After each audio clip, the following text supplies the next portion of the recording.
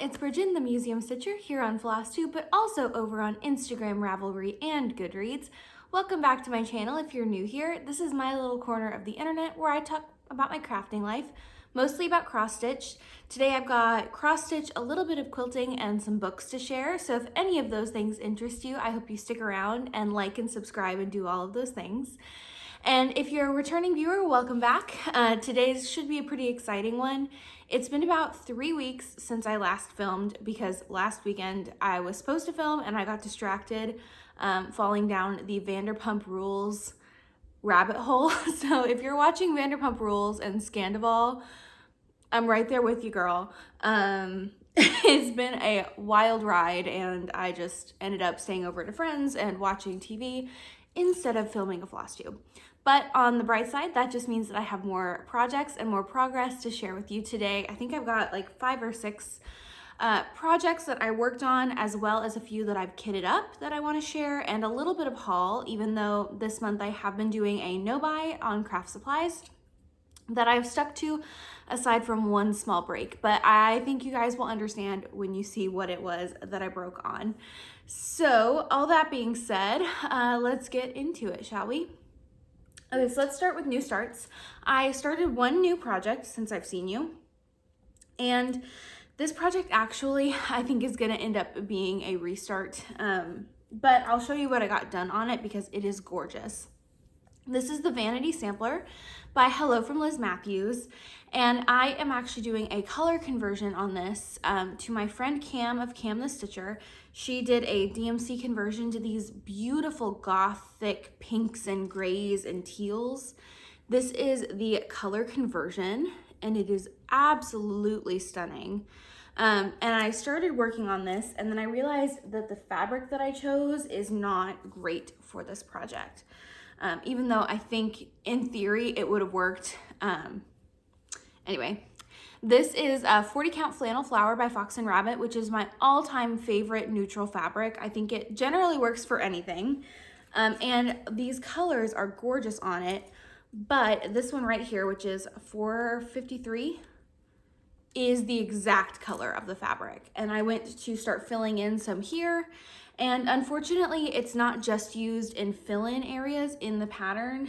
If it was, I would totally just stick with this.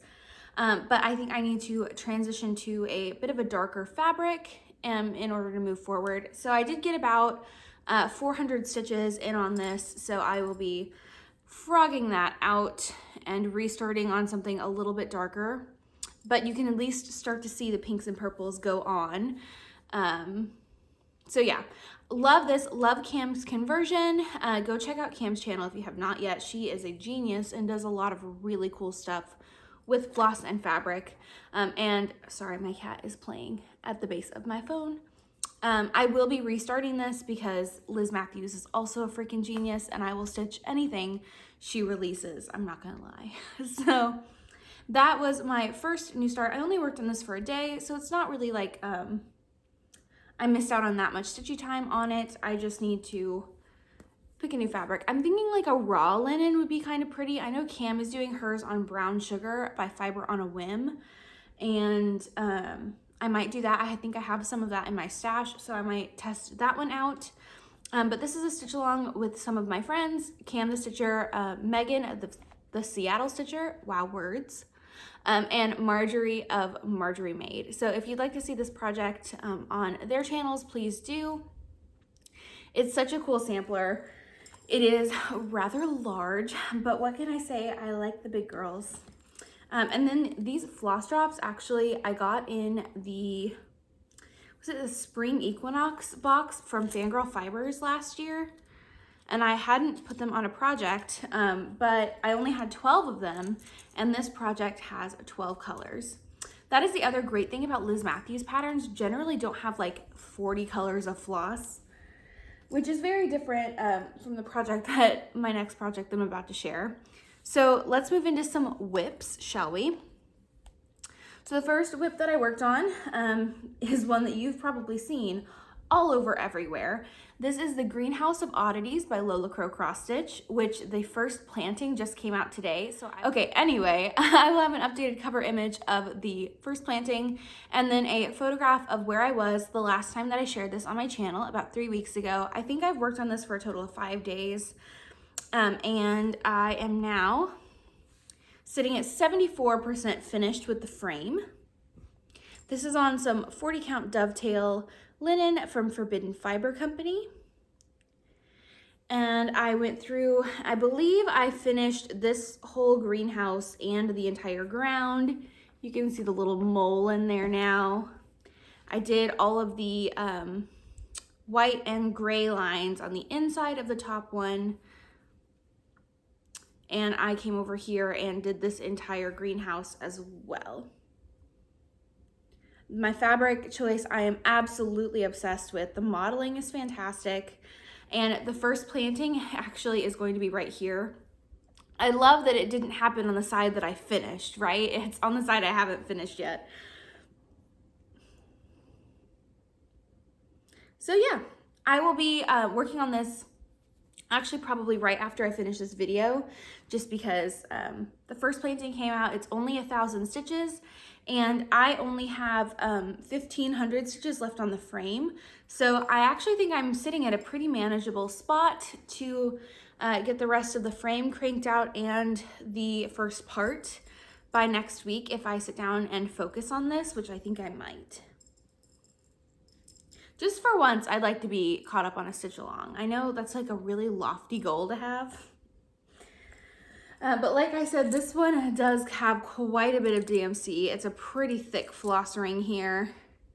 And all of these greens are going to be pulled probably for this next planting, along with that cute little owl. Okay, the next project that I worked on is my Love Gains by Modern Folk Embroidery. And after the cover image pops up, I will share a picture of where I was when I last showed this one to you.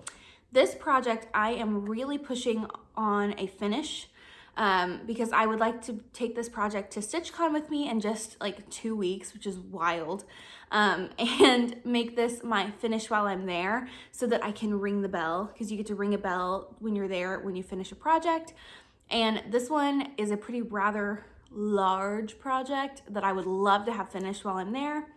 And also it's just so easy to work on. I'm doing mine on a 28 count Lugana, and it's monochromatic, it's easy to see, it's 2/2, and I did so much on this. Are you ready? I don't think you're ready. Okay, so since you've seen this last, let me balance it. I finished the final corner motif. I did these 2 whole motifs and part of this one, and I charted and stitched all of the words in my new quote that is 1/1. So very teeny tiny stitches. So this is a 28 count Stay with the High Lord even weave from FanGirl Fibers. It was a part of their Court of Thorns and Roses fabric club. So I wanted to change the quote on the sampler, the one that's like force subdues but love gains or whatever. That's the quote.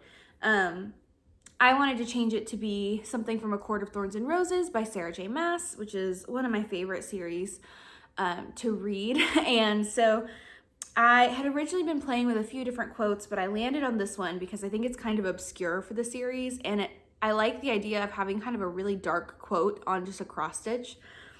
So I'm stitching mine with Colour Cotton Salem, which is a limited edition color that I bought a while back. I have like 15 skeins of it because 2/2 on 28 count eats fancy floss like crazy.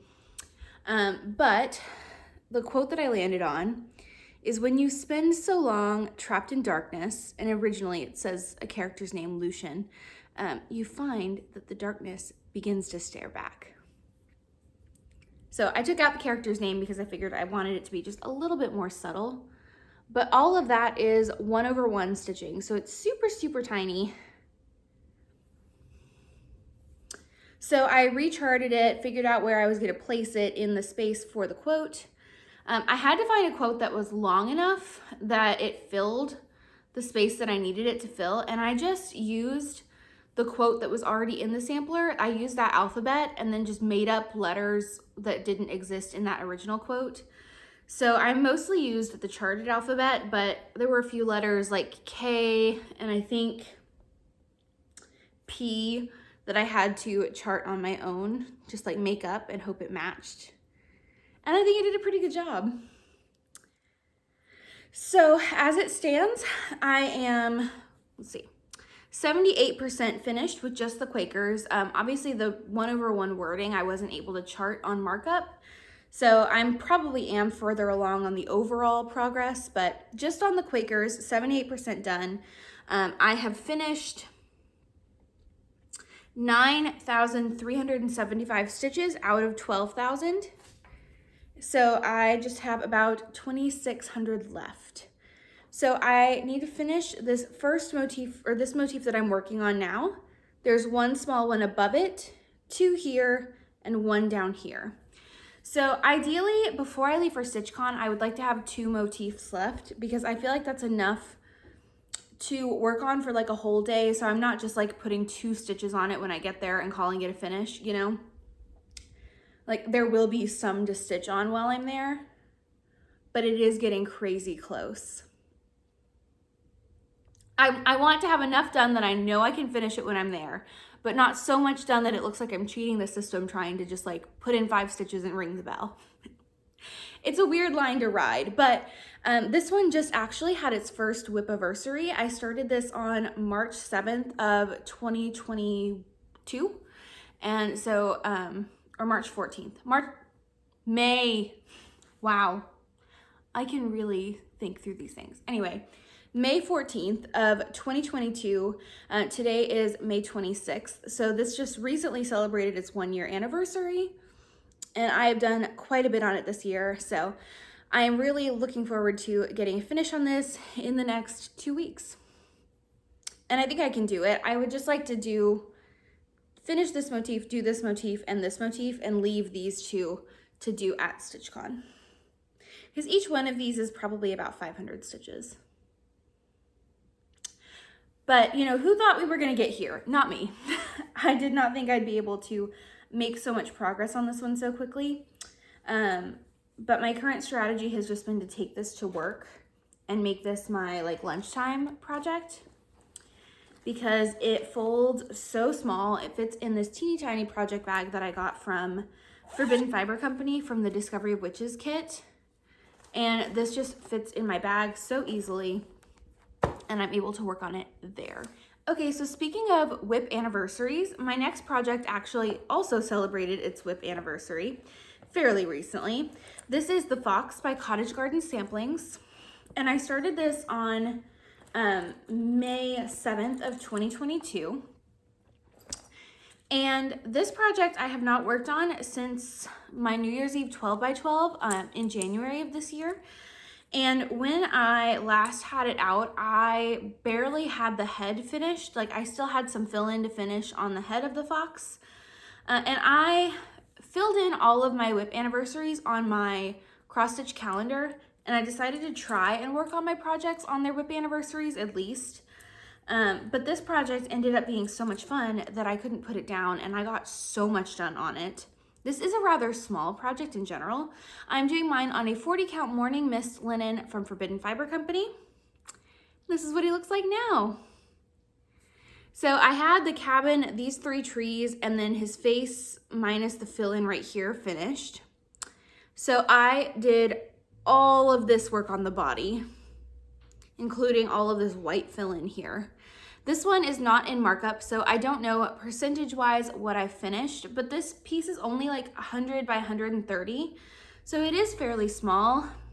So all I have left to do is finish this leg on the fox and his tail. That's probably the majority of the stitching. And then after that, it's just a few trees and some snowflakes. So I think theoretically this one could be a finish rather soon if I put about, another week's focus on it. I think I could get it done because I did all of this in about 3 days. So good bit of stitching. It's so fun. It's so light. He's so sassy. I'm a big fan of this one. And having not worked on it since January, and before that, not since May of last year, I think this one deserves a finish. Okay, so then I pulled out one more project. This is a new plan of mine. So I was talking with some of my friends who are also working on full coverages. My friend Marjorie started a full coverage cross stitch stitch along back on March 1st. I think it was called Rip My Whip Style.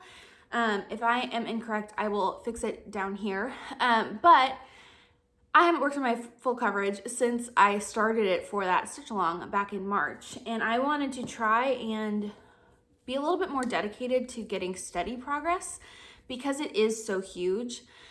So I will pop a picture of this one. This is Minnie the Library Max Colors by charted by Heaven and Earth Designs. I love this piece, and it is it's a smaller full coverage because I was just dipping my toes in the water.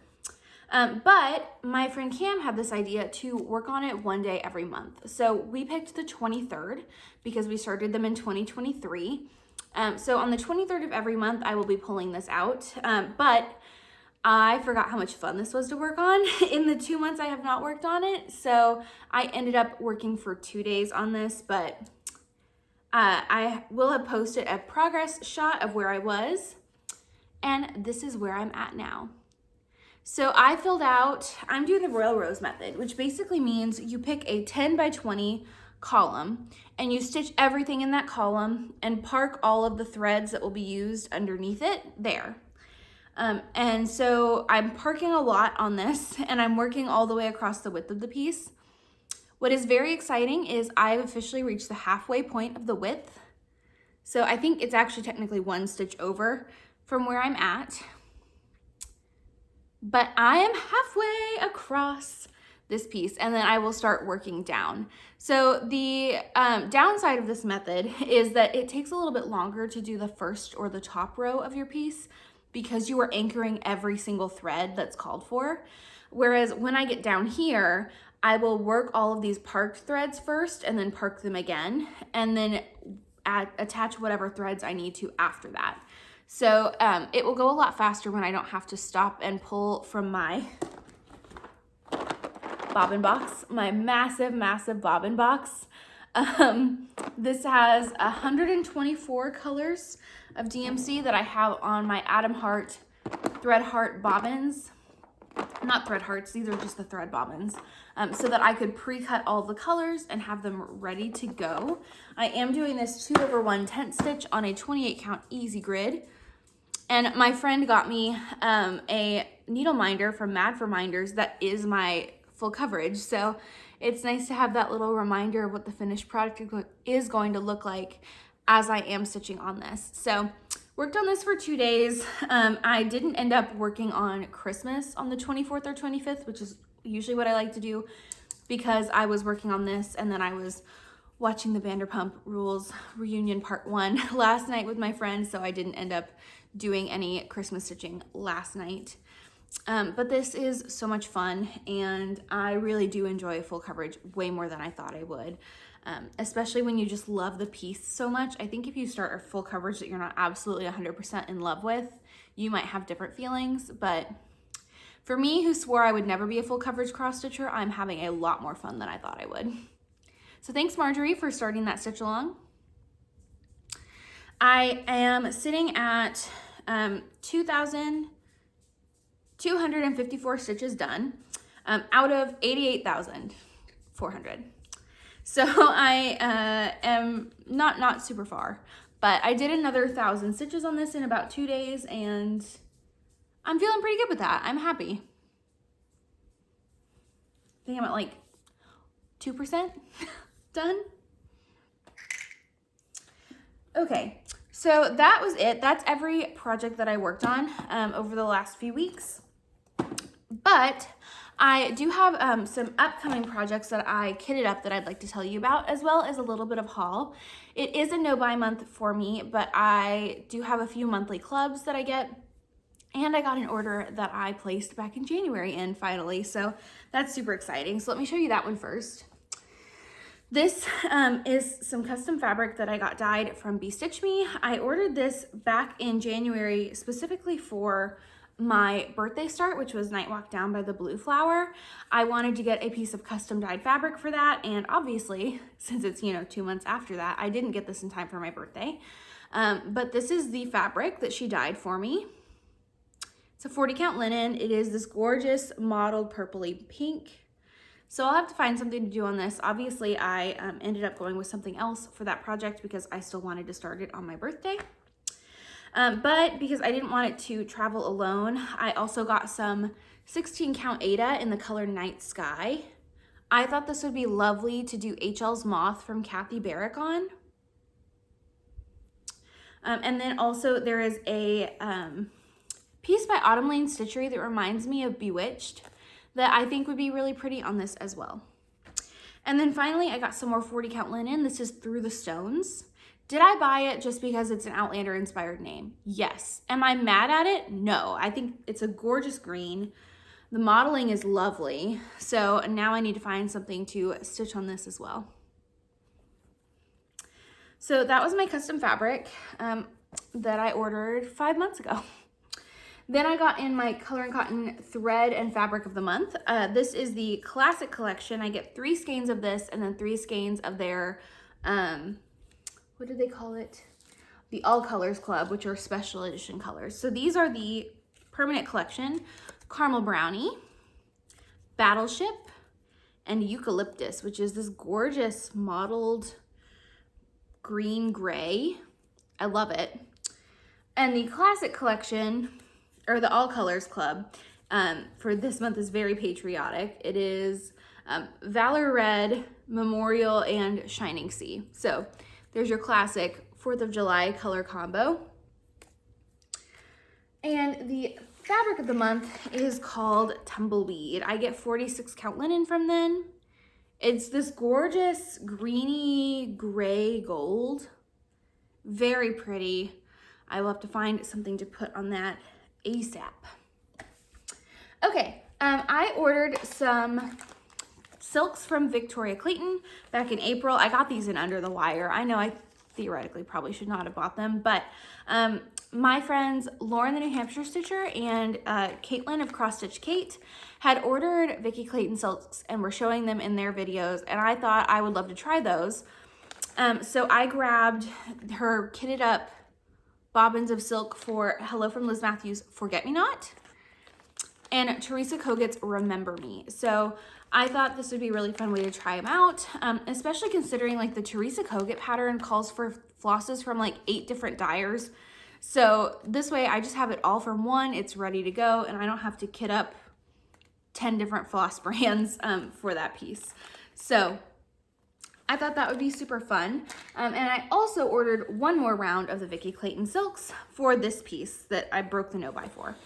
This is A Wavy Ride by Blackbird Designs. This is a previously out of print pattern that just got re-released. And I got this from Top Knot Stitcher because Abby is actually gonna be hosting a stitch along for this, or a start along for this at StitchCon Weekend A. And I loved it and I was like, I'm sold. So I ended up kitting it up with the Vicky Clayton silks, which are absolutely lovely. If I can get them untwisted. They are so shiny. But these are all of the silk conversions for A Wavy Ride, which also has like, I think it's mostly Gentle Arts. I was originally just gonna have Abby kit this up, but because she doesn't have a whole lot of Gentle Arts, I just went with these. So super exciting. And the fabric that I have chosen to do this on is by Stitch Me. This is 40 count Portobello. So I've already cut it down to size and serged the edges. And I know it's a little bit darker and a little bit more green, but with the silks, I think it's gonna be really pretty. So I've got this kitted up. I put the silks from the bobbins onto floss drops, pre-cut down my fabric, and this is ready to go as a new start when we get to StitchCon, when everybody is ready to start it. So, and this is in a project bag from Evertotes in Canada. It had cats on it. What else am I gonna do? Okay, and when I grabbed A Wavy Ride by Blackbird Designs, I also grabbed Moonlight Visitors because it's dumb to buy one chart and have it ship alone.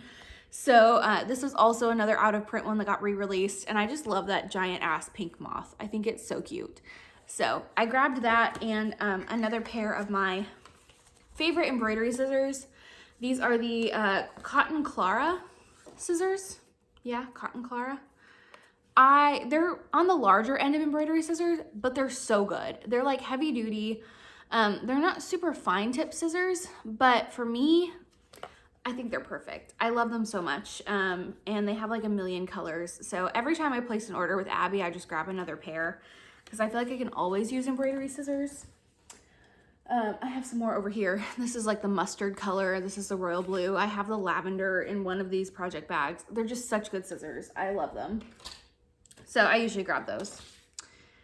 Okay, and the final thing that I've kitted up is a upcoming stitch along. I don't know when Lauren is planning on starting this, but this is a stitch along for The Garden Sampler by Carriage House Samplings. This is what it looks like. It doesn't come in a PDF chart, so I have to use a paper chart. Haven't used a paper chart in forever. But this one, I decided to grab the Leo and Roxy, or Roxy Flossco conversion that Evertotes whipped up for Lauren for this project. So there are a shit ton of colors in here, but in all honesty, I love Leo and Roxy floss, and I love to build up my stash whenever there's a chance. So I figured with this pattern being on the smaller end, I'm gonna have a whole bunch of floss left over to do future conversions with.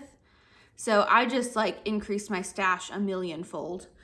And then I was looking at fabric to start this one on, and I ended up having an offcut of Nessie by Picture This Plus that I grabbed from Hollis Hands Creates. I used the other chunk of this fabric for my Joyous Day by Blackbird Designs that was a stitch along with Katie the Novel Stitcher and Sarah of Sarah's Stitchy Spot. But I think that is going to be lovely with all of these floss colors. And I know you're probably like, but what about the blues? Are they gonna blend? And the blues are used in the pattern primarily here and here. So I think I can get away with it. I think it's going to be fine. But this piece was exactly big enough. Like if it was a ½ inch smaller, it wouldn't have worked. So we are all about using our linen economically.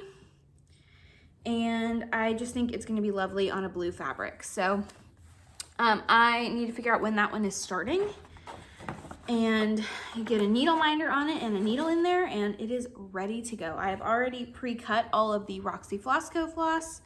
That is the one thing, it does come like uncut, just like other floss brands, but I go ahead and pre-cut mine and put them back on the floss drops, and they are ready to go.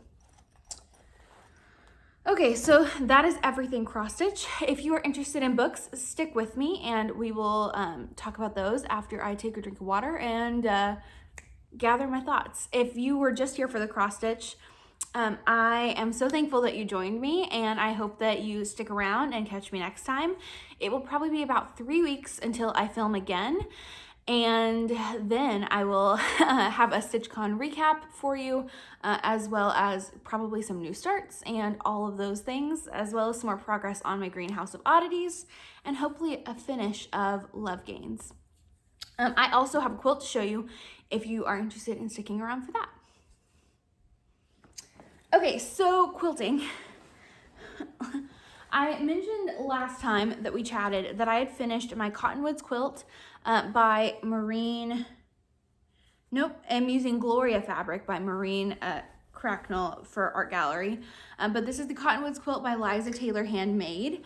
And I shipped this off to my quilter in Waco, Texas. It's Long Arm Quilting by Sherry. Heirloom Long Arm Quilting by Sherry. And she did an amazing job. So you can see the design here. It's called Leafy Blooms. That's the pantograph that she used. And these are the flowers that I hand English paper pieced. It is very hard to show a quilt here. I will pop a picture of the full finished quilt here, but sometimes it is fun just to see. And she actually embroidered a label for me as well. So she embroidered the label and attached it and did the binding for me. And the backing fabric is a gorgeous matching fabric to the fabric line, but it's flannel, so it's really soft and warm. Yeah, I love these flowers. They took forever to finish, but having them hand sewn and then these like giant panels of fabric, it's such an easy quilt. So, and it's a perfect throw size. Mine is already covered in cat hair, so I need to take a few good pictures of this for the Instagram and get this shared there and then get it washed, because right now it's just a living dander dryer sheet.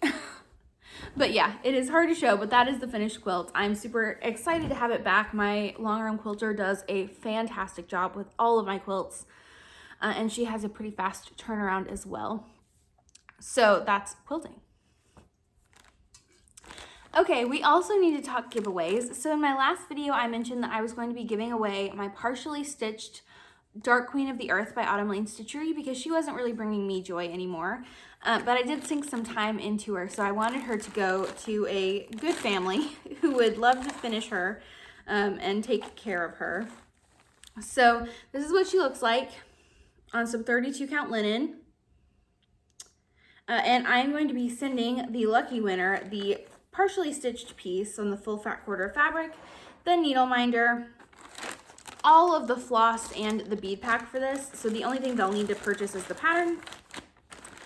So thank you to everyone who entered to win her. I was really surprised at how many of you were actually interested in taking her off of my hands and finishing her for your own, collection. But the winner is, make sure I say it right, Laurie Dayhoff. So Laurie, I will comment on your comment and let you know, but you have about 2 weeks to get back to me and send me your address, either in an email at themuseumstitcher@gmail.com or over on my Instagram, and I will get that sent off to you. Thank you so much, and your comment was very, very sweet. So thank you to everyone who entered to win. I am so happy to have that off my hands. So okay, now that we've taken care of that, we can get into books. So I don't do like hard book reviews. I just talk about, what I enjoyed, what the vibes were. So if you're looking for like full in-depth professional book reviews, I'm not the one. But I would like to tell you guys about what I've read so far. I am currently caught up on my Goodreads goal of reading 100 books this year. I've read 46 so far. So first book that I've read since I talked to you last is probably the best book out of this bunch. This book was incredible. This is Homegoing by Ya Jassy, and it is the author's debut book. It's from back in 2016, but I read this with my book club of friends from grad school. It was one of my friends' choices. Oh my gosh, this book is so profound. So this is a book that follows two sisters in Africa in the 18th century that never knew each other. They grew up separately, but it traces their lineage down 7 generations. So these two sisters who've never met each other, one of them marries a white man and one of them is sold into slavery. And so it follows both of their generations, one in Africa, one in North America, and what happens to their family. It explores, their generations through the lens of large movements, large historical movements like, Civil War, Reconstruction, the Harlem Renaissance, the diaspora, all of those things. And it is so good. It does take a second to kind of figure out how the story is being told. But once you get like 4 or 5 chapters in, you really only get one chapter in the perspective of every generation. And so it's very well done. The story is super intriguing. The characters' stories are heartbreaking. And somehow in the span of one chapter, you're completely introduced to a new character. You fall in love with them. You wrap up the character that was the main character and is now the parental character. So you're wrapping up stories, introducing new stories. You fall in love with these characters and you get the wrap up of their story all in one chapter. So it's very, very well done. And at the end, it ends very well as well. But it's fascinating to see the different experiences of the same family members, you know, based on this one event that happens in the past.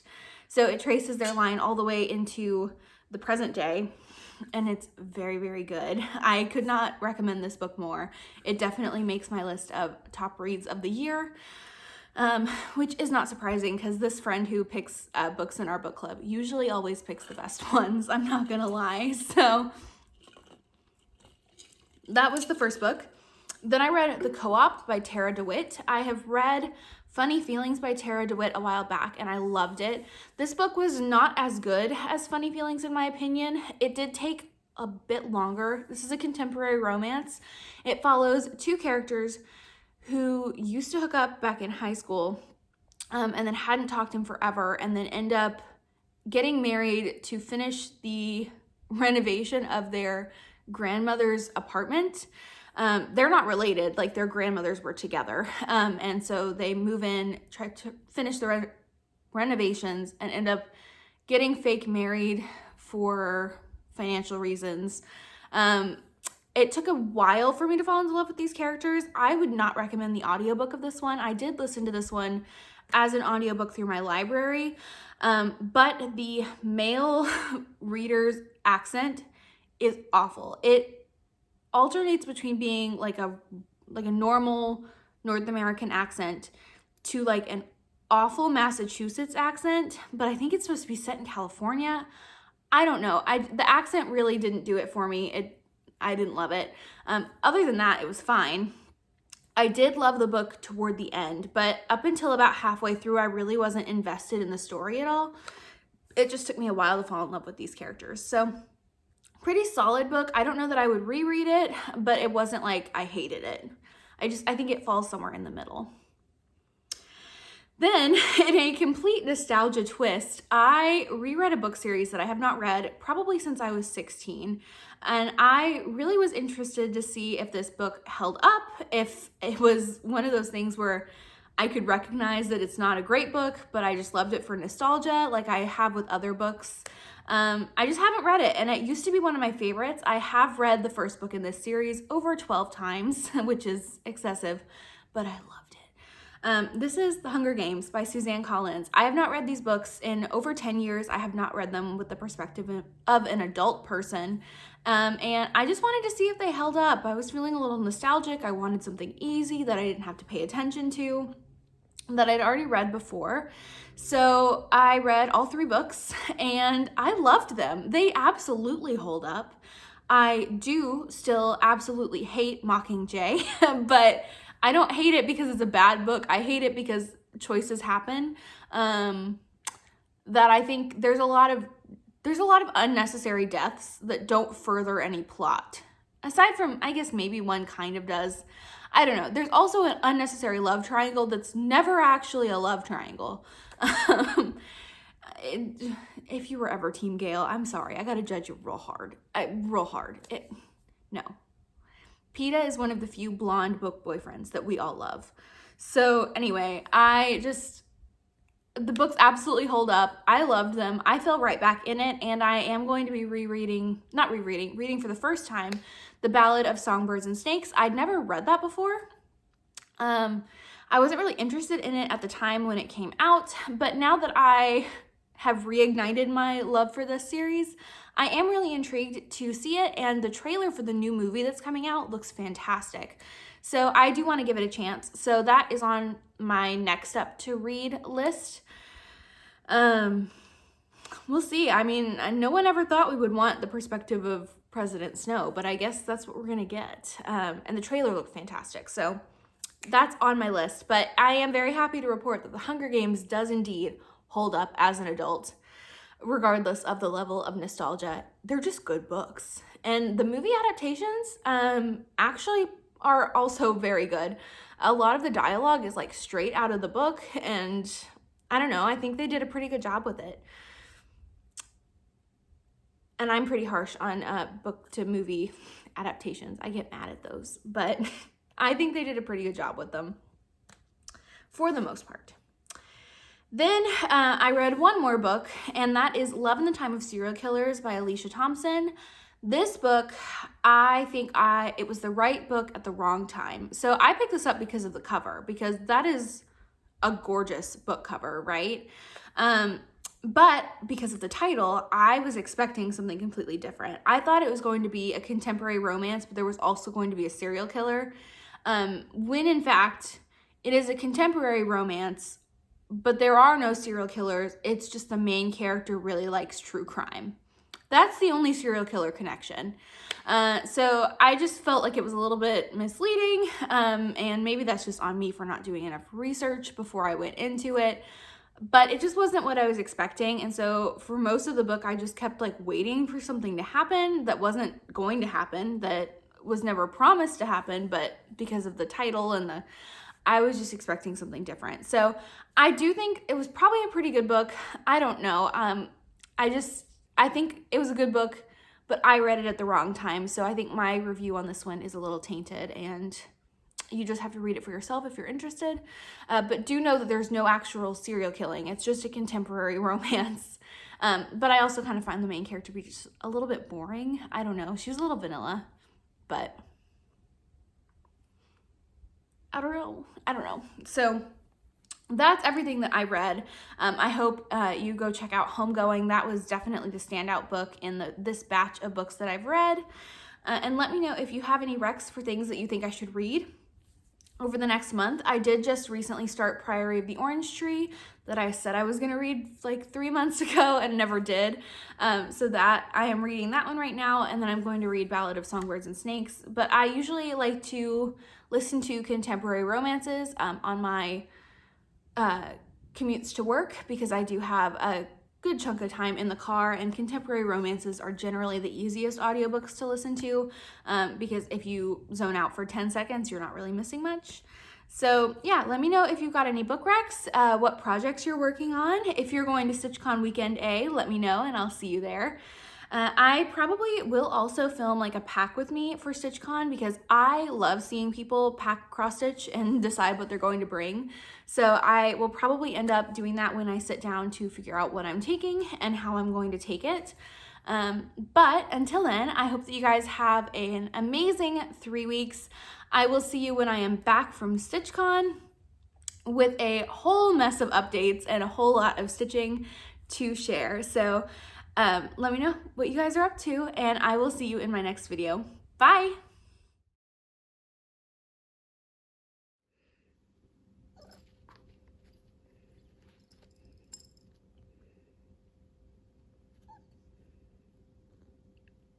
You done interrupting? Just came out today, so I will have an updated cover image with the first planting that has Fergus. You can't knock over my Stanley and then be surprised.